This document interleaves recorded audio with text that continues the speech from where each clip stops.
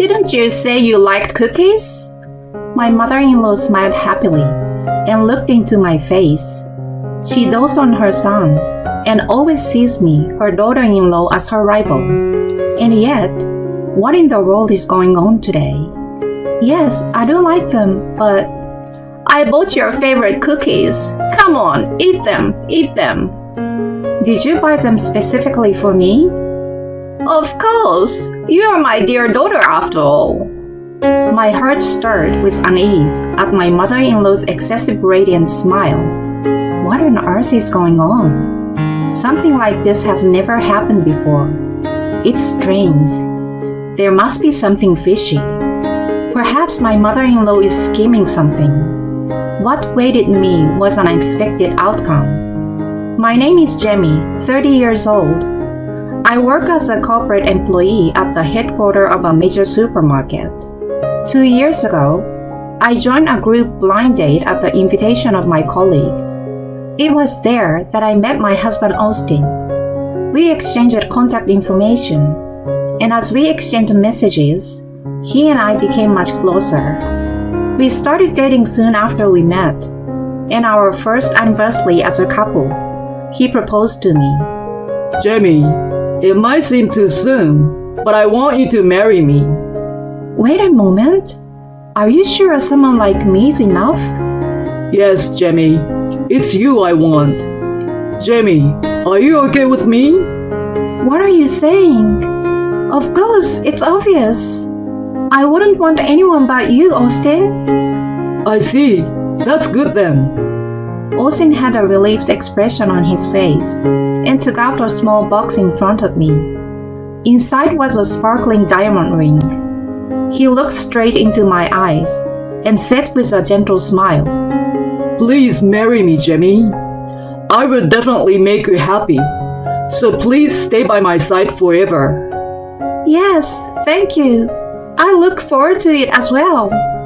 And so, we transitioned from being lovers to being engaged. I was excited beyond measure for the relationship with him that was about to begin. However, at that moment, I hadn't realized it yet, that marrying someone you love is not solely based on happiness. A few days after the proposal, Austin came to visit my parents' house. I had already told my parents about his good personality, so despite meeting him for the first time, the impression was very positive. My father and Austin, in particular, bonded over their shared hobby of fishing and engaged in a lively conversation. My mother and I watched over them with a heartwarming smile. I was relieved and happy that my parents liked Austin. With their approval, I knew that even after getting married, I would be able to visit my parents' home regularly. Since I don't have any siblings, my family consists solely of my father and mother. While our childhood home is a bit far from the new home Austin and I will be living in, it is a distance that can easily be managed by car. I had always hoped to make regular visit to my parents' home whenever the timing allowed. The following week, it was my turn to visit Austin's parents' house. Just like me, he is also an only child without any siblings. He was probably raised with great care. The certainty struck me as soon as I pressed the intercom button at his parents' house. Welcome back, Austin. I was lonely. As she came out from the entrance, my mother-in-law eagerly embraced Austin. Then, she gave me a sharp glance and began to sweet-talk him in a cuddling voice. Austin, you never seem to come back home easily. Your mother was lonely, you know. Sorry, but what can I do? I've been busy with work. Work? Yet you have time to meet your girlfriend, but no time to visit your mother? Besides, our house isn't that far away. Listen, Mom, I'm not a kid anymore. I do visit regularly, so cut me some slack. Oh, Austin, you just don't understand how lonely I've been. You don't understand at all. My mother-in-law pouted and made her cutesy expression, resembling that of a calculated high school girl. I couldn't help but feel slightly taken aback, but I greeted her without showing it on my face. Nice to meet you, Dana. I'm Jamie, the one in a relationship with Austin. So you are Jamie. I was wondering what kind of person would come, but you are much more ordinary than I expected. Ordinary? I didn't mean it as a compliment. Your appearance is plain, and your style is average. You truly give off the impression that Austin chose you. I apologize for being ordinary. I forced a smile on my face. Of course I wasn't happy. In fact, I was quite shocked. How could I not to be shocked that someone who would be my mother-in-law would talk to me like that when I first met her? Then Austin reprimanded his mother. Hey, Mom, why would you say something like that? Apologize to Jamie. Why should I? I simply stated the truth. Jamie is very sweet and very important to me. Please stop saying things that belittle her. What's wrong with you? Always taking Jamie's side. Have you started hating your own mother? It's not like that. But if you badmouth someone I love, even if it's my own mother, I won't forgive it. Austin gave his mom a piercing glare. In response, his mom fell silent with a dissatisfied expression. We were led to the living room in an uncomfortable atmosphere. Already seated on the sofa was Austin's father, Jeff. Welcome. He directed a warm smile towards us. Though it may sound impolite to say this, unlike my mother-in-law, my father-in-law made a good impression.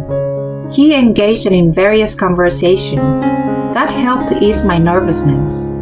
So, Jamie, what kind of work do you do? I work at the headquarters of Greenmart, a supermarket chain.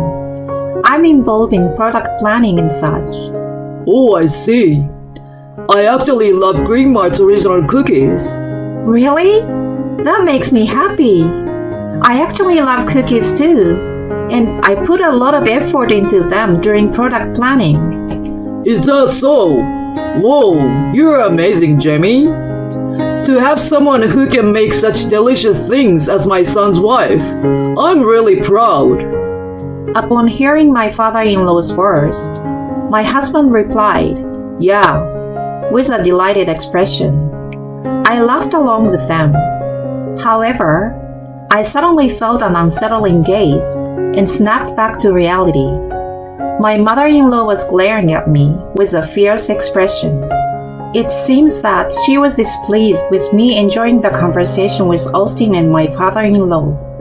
I was kind of scared and could not concentrate on the conversation after that. Eventually, Austin and I got married without any issues. However, there was numerous problems waiting for me. When we informed my mother-in-law about the location of our new apartment, she burst into tears. Why isn't it near our place? It would be nice if you could live with us. Jamie said she doesn't want to, right? She framed it as if I were the villain and cried out in front of my husband and father-in-law. Even though my husband and I found an apartment that was conveniently located between our workplaces, it seems like my mother-in-law had assumed that our new home would be close to their place. She might have even considered the possibility of us living together. Since our new home was far from their place, and there had been no discussion of living together, my mother-in-law was furious and crying, while my husband and father-in-law managed to calm the situation at the time. It left a bitter aftertaste for us. Not wanting to further incur my mother-in-law's displeasure, I made a suggestion to my husband. Hey, Austin, I have a suggestion for our future. What if we visit your parents' house once a month? Thank you for making that suggestion. But my mom keeps saying disrespectful things to you. Are you sure it's okay? Your mom wants to see you, and since we can't live nearby, I think it's good to show up and visit. Besides, I also want to build a good relationship with your mom. Jamie, thank you. If anything happens, I will always protect you. Yeah, thank you. Whenever my mother-in-law confronted me, my husband would come to my rescue. If we continue to visit his parents' house more often in the future, I'm sure my mother-in-law will have something to say each time. But I have Austin. If he's there to protect me, I'm not afraid. And for his sake, I want to make an effort to build a good relationship with my mother-in-law. And so, starting from the following month, we made it a habit to visit my in-laws' house every month. However, reality turned out to be much harsher than I had imagined. Even with our regular visits, my mother-in-law's attitude remained unchanged. She would hurl cold words at me and give me icy stares. At first, she would say hurtful things without restraint and often received reprimands from my husband and father-in-law. But gradually, my mother-in-law learned, and recently she started targeting me with verbal abuse only when they weren't around.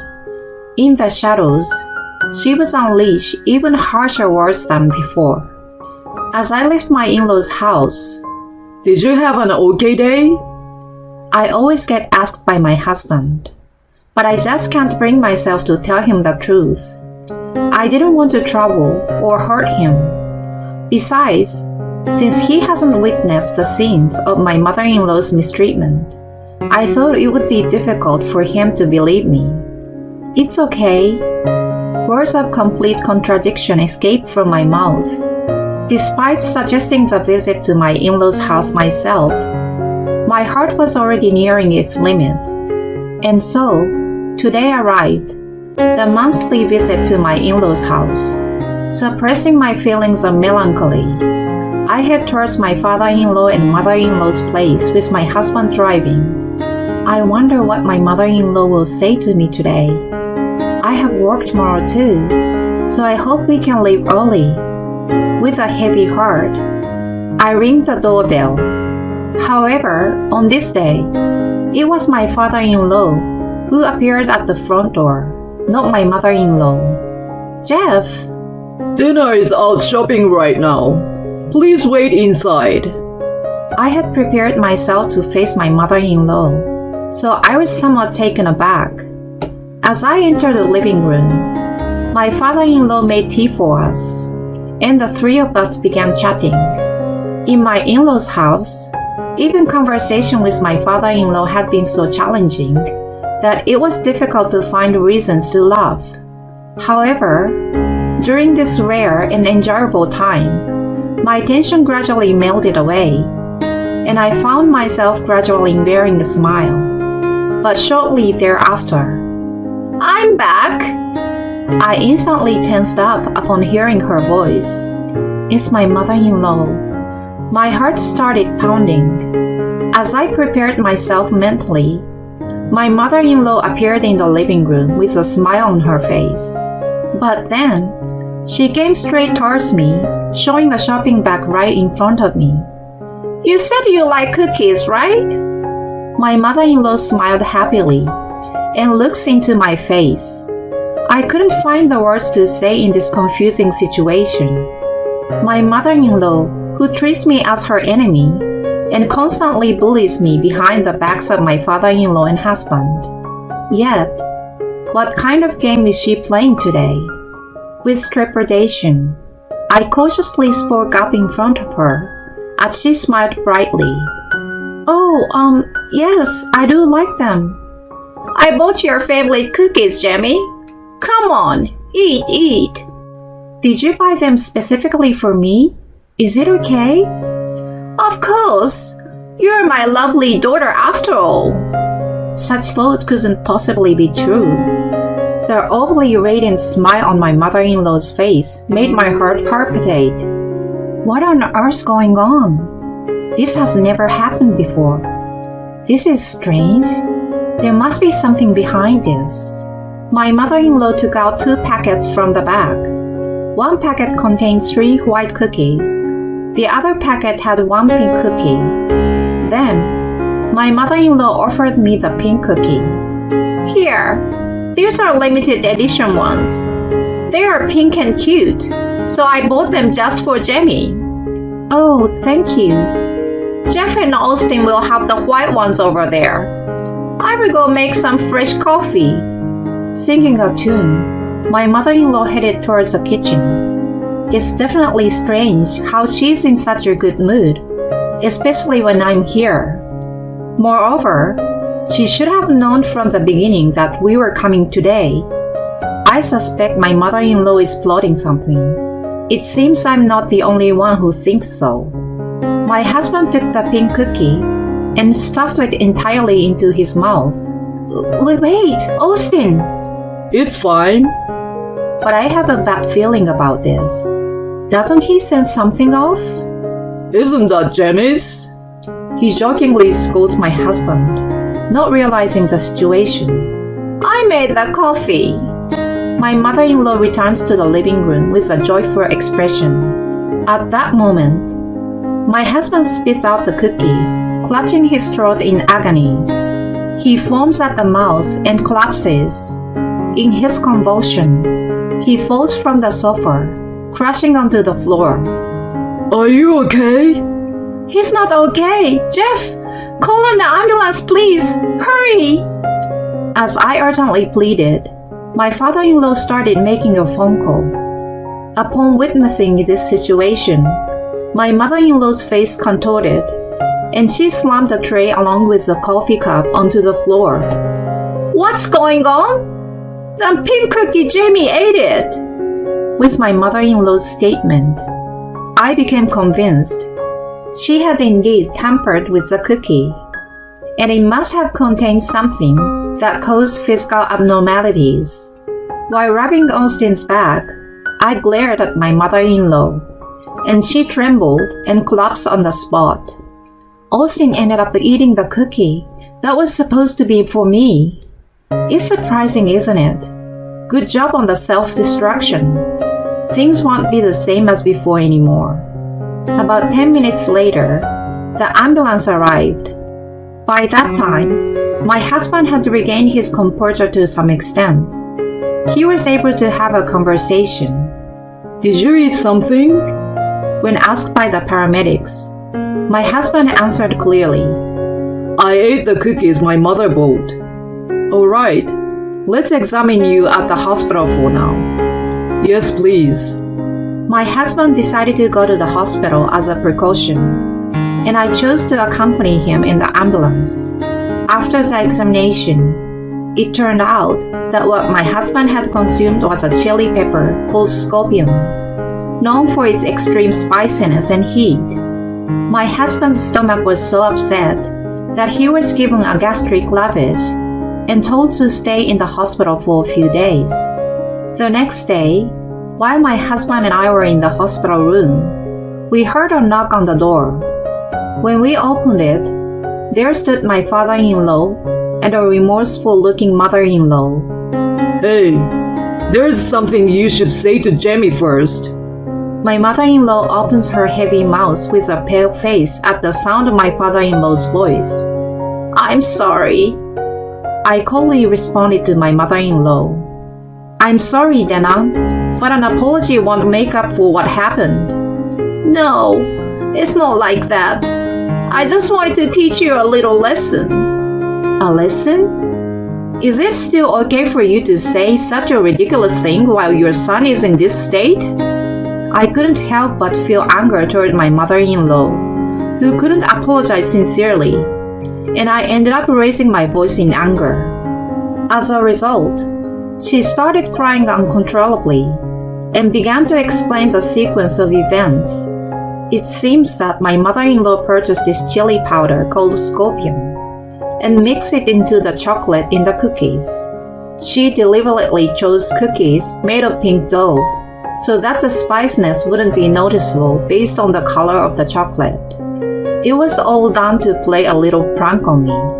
Because my husband is sensitive to spiciness, it ended up becoming such a big issue. No matter how light-hearted her intentions may have been, it was not something I could easily forgive. My tearful mother-in-law seems to me to be playing the tragic heroine. Dana, I won't forgive you. Why? Even though I feel so bad. If you truly feel bad, then why don't you apologize to Austin? It was Austin who went through a difficult time, even if I may have suffered. If you can earn my forgiveness, Austin will likely forgive you too. Please stop being so naive. It was the first time I had become so emotional. For some reasons, tears started steaming down uncontrollably. Then, something warm wrapped around my right hand. It was the hand of my husband, lying beside me on the bed. Austin. He gave me a gentle smile, and then glared fiercely at my mother-in-law. I'm sorry, but I can't trust you anymore, Mom. It's a relief that it was me, but I can't help but feel terrified at the thought of Jamie eating those cookies. I will never let Jamie see you again. Even if we have children in the future, I will never let them meet you. Wait, please! Austin, I'm your mother, aren't I?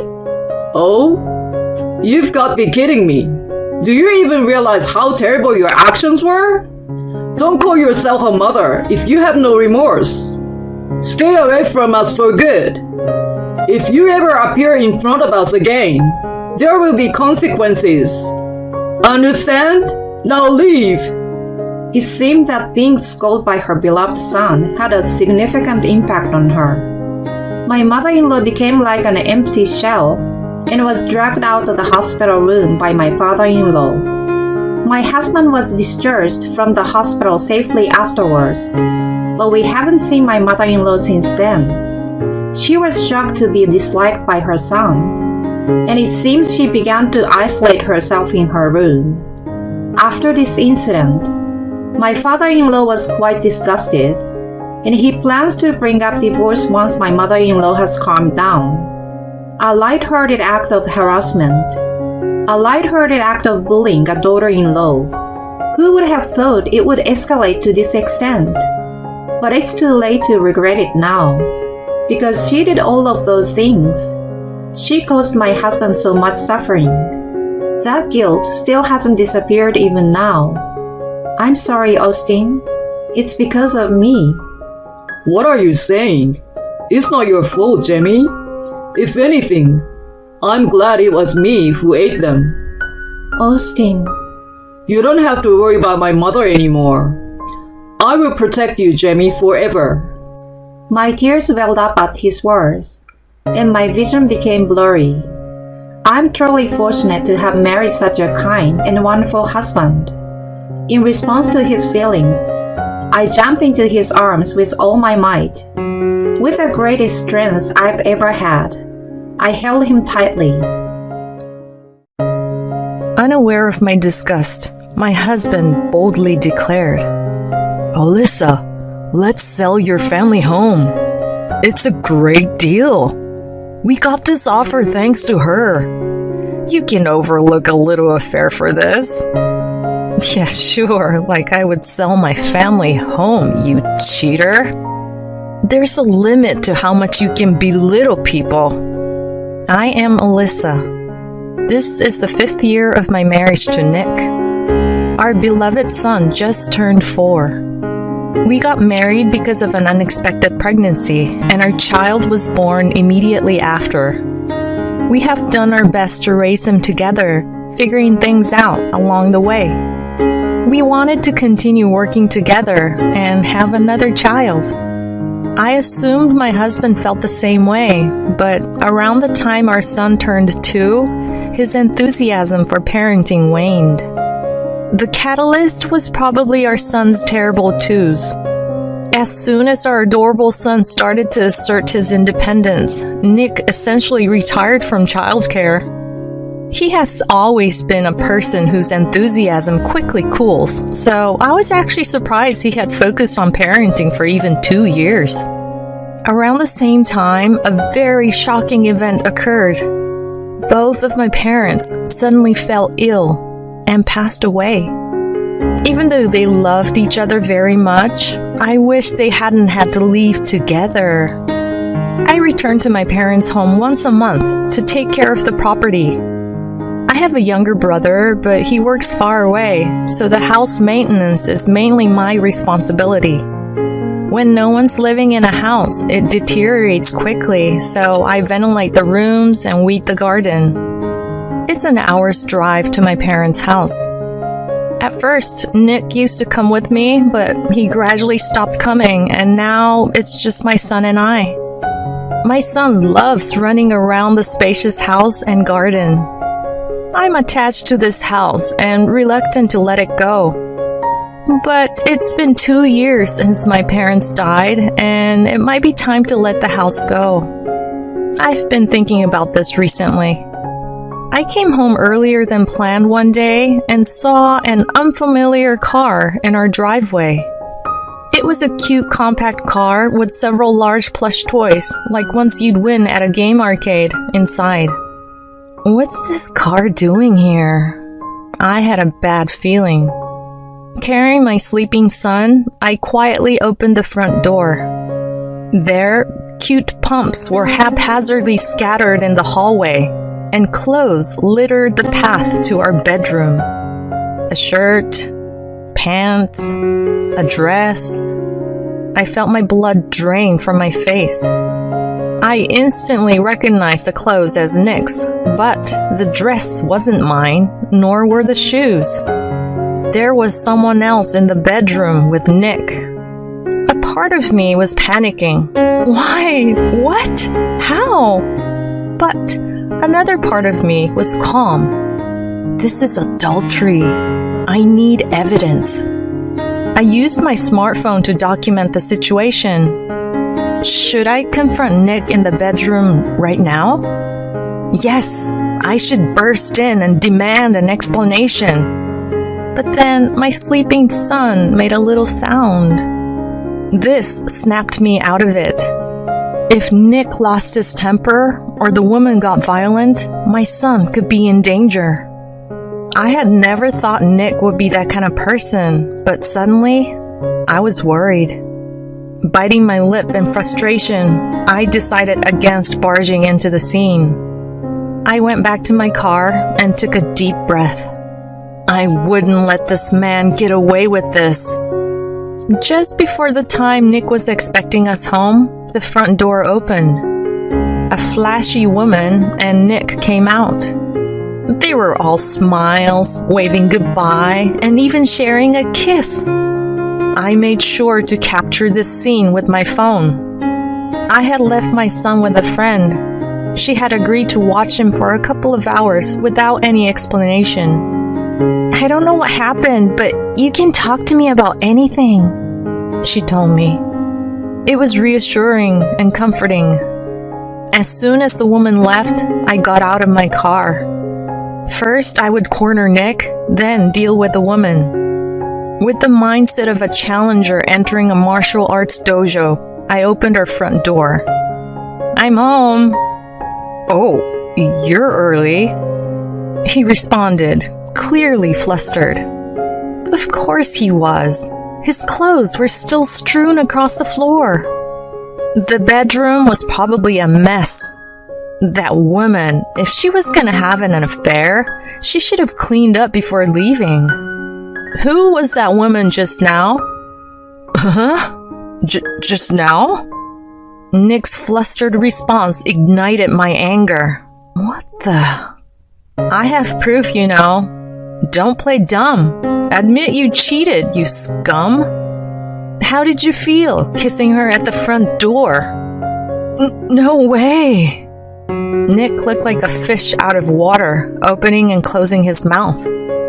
Well, who is she? What's going on? How long has this been going on? Well, she was introduced by a senior colleague. We've been seeing each other since last Valentine's Day. Last year? Surprisingly long. Plus, around last Valentine's Day was when he lost his enthusiasm for parenting. So he was neglecting our beloved son for his mistress? Unbelievable. And Nick was flustered, his hands and eyes moving about erratically. I have something to tell you. Just wait a sec, he said, and rushed to the living room. He came back with a stack of papers. Look at this. He shoved the papers into my hands. I reluctantly looked at the papers. What's this? A real estate sales contract? That's right. What the F is this? Is this some sort of quiz? Here's the question. When a wife confronts her husband about his affair, he pulls out a real estate sales contract. What is the husband trying to communicate? As if I know the answer to such a difficult question. I skimmed through the papers while feeling increasingly irritated. As I read further, I felt a sense of urgency that this could not be overlooked. That's because those papers detailed the sale of my parents' house. Wait a minute. Why are you selling my parents' house? The affair was shocking, but the selling of my family home was out of the blue. The answer to the earlier quiz seems to be, I cheated in order to make a real estate sale. The truth of the matter was becoming more and more distant. My husband started talking. The woman earlier, Cindy, she knows an amazing woman. Her name is Jessica, and she runs various businesses and also holds seminars. I've attended several of her seminars with Cindy, and she's really incredible. Both my mom and dad completely trust Jessica. She even knows many celebrities. And Jessica is saying she will buy your parents' house. She can purchase the property cheaper than the market value, and we can make more money than selling through a real estate agent. I met with Jessica today and made the contract. Okay. In addition to Cindy, a new character named Jessica appeared. She knew celebrities, she held seminars, she was involved in real estate. My husband was excited. Finally, things started to make sense. In other words, my husband's next interest had shifted to a very suspicious area. He was such a fool, I thought, but it kind of made sense. However, I didn't want to be involved. My husband, unaware of my disgust, boldly said, Alyssa, let's sell that house. No one lives there anymore, and it's not a problem if it's gone, right? We can make a fortune from useless stuff. Isn't it amazing? And we got this great deal thanks to Cindy. You can overlook a little affair for this. What? And Cindy told me there's a nice new property for sale right now. Let's buy that house with the money from selling your parents' house. What the hell are you talking about? I'm talking about the future. It's a large and beautiful house, and there's also a guest room. I can hold seminars there. On days when there's no seminar, I can invite Cindy over. Isn't it a great idea? I was dumbfounded. I felt all the strength leaving my body. You're being scammed. It's a shady business. You should back out. I almost said that, but I stopped. And here's the next question. Why didn't the wife try to warn her deceived husband?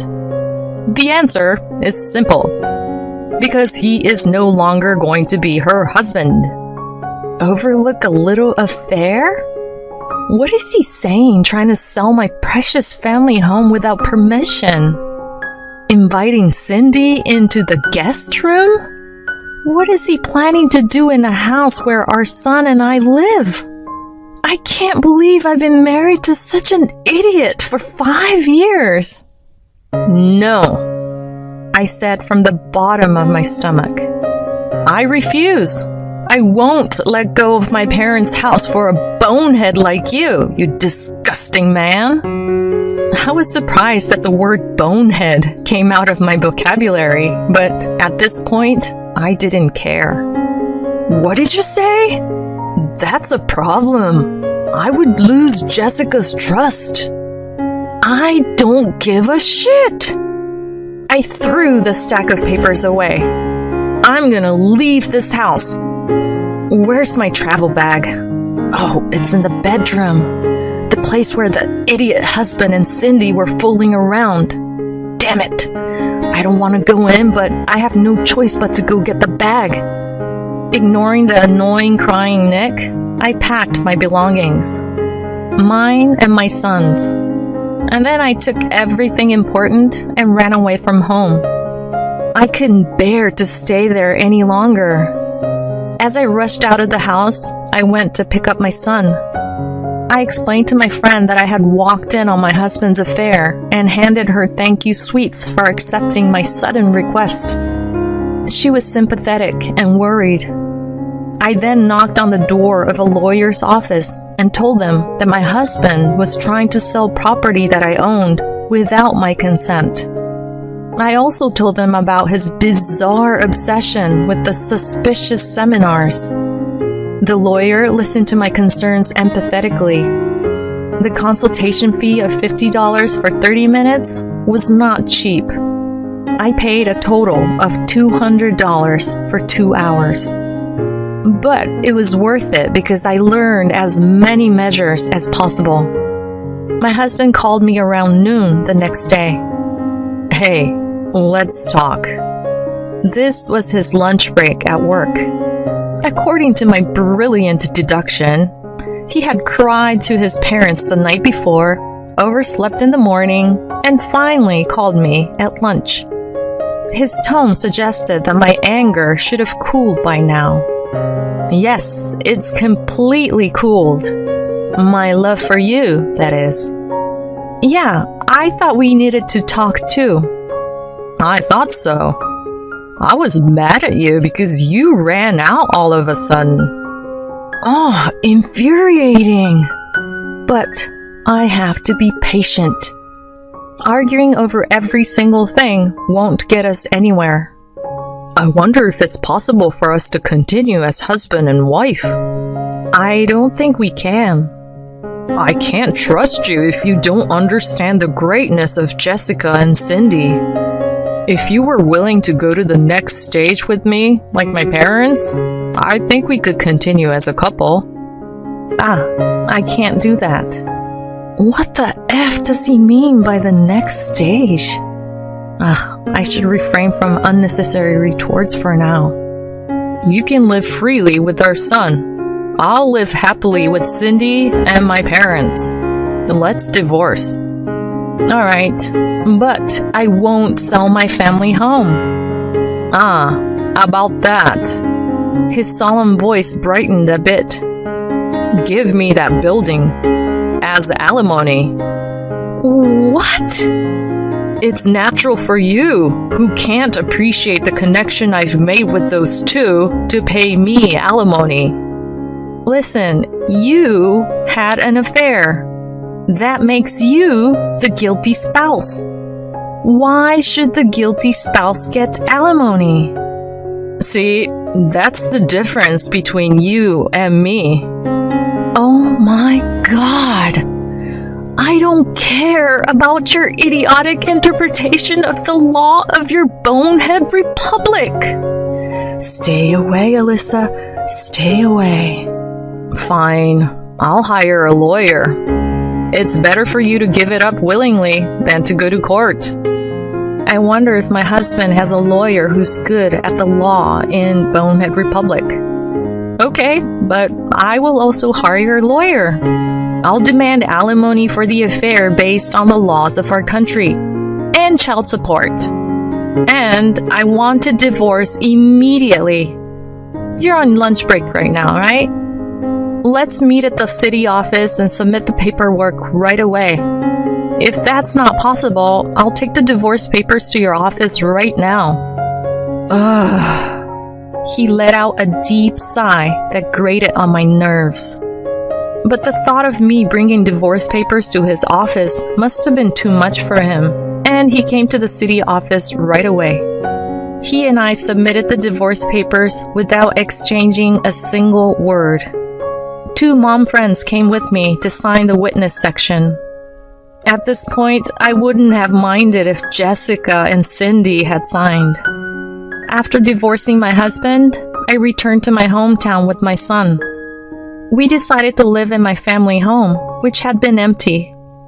I left all the annoying dealings with my ex-husband to my lawyer. By the time a few months had passed, my son had completely gotten used to his new environment. His terrible twos was also beginning to calm down. Fortunately, he didn't want to see his father, and I didn't feel bad about it at all. I also started working and was leading a fulfilling life. One day, I received a call from my ex-husband. Oh, I don't want to answer it. That's what the lawyer is for. I ignored the calls, but he was persistent. He left multiple calls from morning till night, and I lost my patience. I decided to answer the next time he called. 10 minutes after making that decision, the next call came. All right, let's settle this. Stop calling me! If you want to talk, do it with the lawyer. That's your first words to me after such a long time? Yeah, that's right, jerk. But if you've been ignored this much, you should give up. What the F do you want, jerk? Please excuse my French. You're at your family home now, right? Yeah, so? Then why can't I submit the moving out notice? Huh? As I coolly responded to my ex-husband's unreasonable outburst, one possibility came to mind. That was advice from the lawyer I consulted with before the divorce. I needed to sell your family home. Tell me your address. Are you still trying to sell it? Well, regardless, my argument will eventually go through, and that house will be sold sooner or later. I just need money urgently because I bought a new house. So I thought I'd get the selling process over with first. No, your argument won't pass. Your lawyer is also a citizen of this country. Both lawyers are looking for a common ground in the discussions. According to my lawyer, the other lawyer seems to be exhausted because my ex-husband only insists on things that are not legally feasible. If it comes to a trial, his lawyer will likely resign. By the way, what were you planning to do after learning my address? Jessica told me in detail. She said that if I change your address and register a seal at the new location, the building registration can be changed. You're so dumb, you probably didn't know that, huh? But when I tried to submit your notification at the city hall, they told me that it was different from your current address, and they didn't accept my moving out notice. I did put down your family home's address, so what's going on? Seal registration on a moving out notice, huh? That's a serious crime in this country. What? Serious? There's no mistake. This is a trick I was told about by the lawyer I consulted with. Changing someone's address without their permission, registering a seal at the new location, creating a seal certificate, and changing the building registration to sell it. Apparently, there's such a scheme. To avoid becoming a victim of it, I temporarily moved my residence card to a location other than my family home. To my brother's place. My ex-husband doesn't know my brother's address. He only knows that he's in a different state. And just in case, I've also placed a viewing restriction on my residence card. So my ex-husband can't change my address on his own. He certainly can't sell my family home on his own. Thank you, Mr. Lawyer, for telling me. A crime? How rude. I was just doing as Jessica told me. From her point of view, you are just a handyman who would commit a crime for her. Plus, you probably got your mistress to write a letter of attorney for me, didn't you? That's forgery of private documents. There's also the use of forged private documents. What? But I've already signed a sale agreement for your family home with her. Cindy said she has experience in forging letters of attorney, so I left it up to her. Well, then both Cindy and Jessica are accomplices. They're in cahoots to set you up. What? I bet Jessica has given up on my ex-husband's stupidity. The plan to sell the family home was probably revealed to me too soon. The divorce was over in an instant. The discussions related to the divorce are not going well. He can't figure out a plan to steal my family home from me. So, she's probably thinking she can't make any more money from this guy, and she decided to sell him a new house and get out. Well, it's just speculation. As I imagine my ex-husband turning pale over the phone, I feel both pathetic and pitiful. Recently, my dad started saying similar things to you. That Jessica and Cindy are suspicious, and I should consult with the police. But that can't be. Ooh, his father has regained his sanity. That's good to hear, even though it's not my business anymore. I think you should listen to your dad. After all, you're a guy who gets heated easily, and when you concentrate, you can't see anything around you. You're just a lost cause who can't tell the difference between right and wrong. So, don't ever contact me again, you idiot. Saying that, I hung up the phone. I felt refreshed after saying what I wanted to say and blocked his calls. Now, it's just a matter of watching from afar. So, this is what happened afterward. My ex-husband heeded his father's advice and ran to the police, and Jessica and Cindy were promptly arrested. It turns out the pair were a couple making a living off scams. As expected, they had been taking advantage of Nick. Without my knowledge, he and his family were swindled out of a significant amount of money. The new house they were introduced to by the two was actually secondhand. My ex-husband and his parents were on the verge of being stripped of everything they had. Thanks to them going to the police, they narrowly escaped danger. However, my ex-husband was severely scolded by the police for trying to sell my family home without permission.